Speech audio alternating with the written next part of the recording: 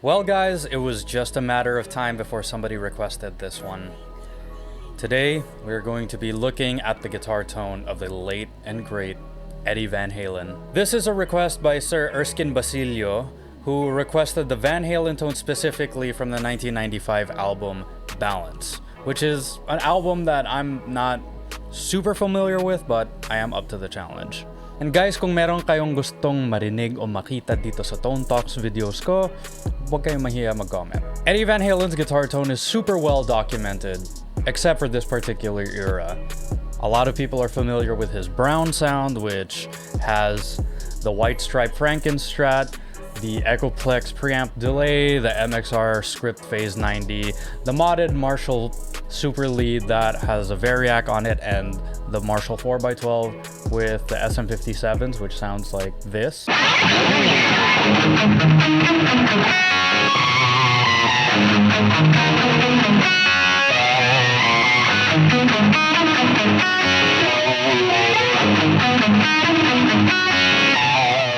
But the Balance album from 1995 is a bit of a weird one because there isn't as much documentation on his guitar gear because this album wasn't really as loved as the albums before it or the ones after it. Eddie was also going in between different gear companies and brand deals at the time. So the best that I have found is that he is using his EVH Music Man signature with DiMarzio pickups. I could not find any information on what particular model they were.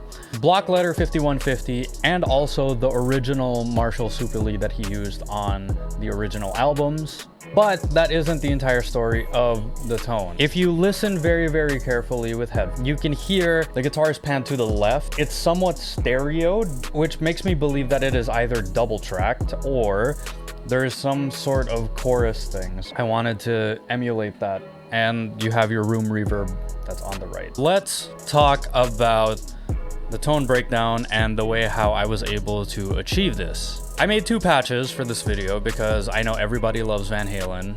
Rest in peace. I made the sound from Ain't Talking About Love. I was using this, which is my Guthrie Govan mock-up Sur Charvel custom. I don't know what else to call it. I just call it the Survel. And the reason why I use this one is because this pickup in particular, which is a Sur SSH Plus, is closer to a Gibson PAF, which is what Eddie used back in the day. And also the trem kind of goes down way further. And for the guitar tones, I am using my HX Stomp XL. At this era, Eddie was using an Echoplex as the preamp and also as the delay going into the amp. To handle the preamp portion, I'm using my Rockett Audio Analog Preamp Experiment, which is supposed to be an exact replica of the Echoplex preamp, right down to the voltage, which is very, very important. And then it is being pitched down by one semitone because I don't want to have to retune my guitar with a floating trem all the way down to one step. I also noticed that it was very bright going into the amp. I have a little high-low shelf, which just kind of gives me a little bit more attack. We have the flanger, which I have set to momentary, which I only kick on every end of the phrase, just like in the record. Then I have the transistor tape, which is supposed to be an Echoplex tape style delay, which is one of the keys to getting the Ain't Talking About Love sound.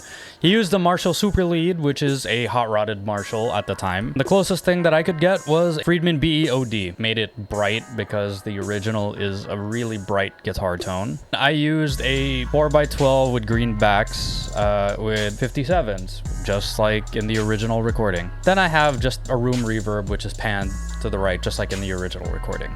Okay, for the Balance guitar tone, this one took a little bit of trial and error, but I think I got decently close. So I actually am not entirely sure if Eddie was using the Echoplex as a preamp for these recordings, but with my current setup, it got me closer. So Echoplex, again, I am EQing my guitar in PV Panama, which is obviously a PV 5150. This one is just to add a little bit more low end to the overall tone. To my ear, this cabinet, which is supposed to be Mesa Boogie 4x12 with vintage 30s, got me close enough. Still needed to EQ the amp just a little bit. The reason why is because I wanted to get that It's a very nasal tone, and I couldn't get it. What I think that could be is either the pickups that he was using, or ultimately it's his fingers. So this is a trick that I love using. John Petrucci uses this. A whole bunch of other people use this. I am delaying one side of the stereo field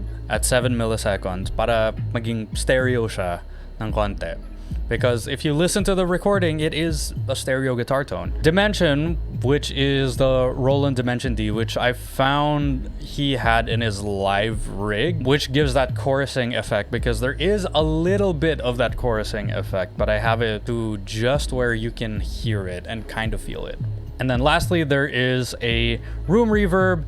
Yet again, it is panned to the right, while the guitar is panned to the left. Now, let us listen to both of the guitar tones again.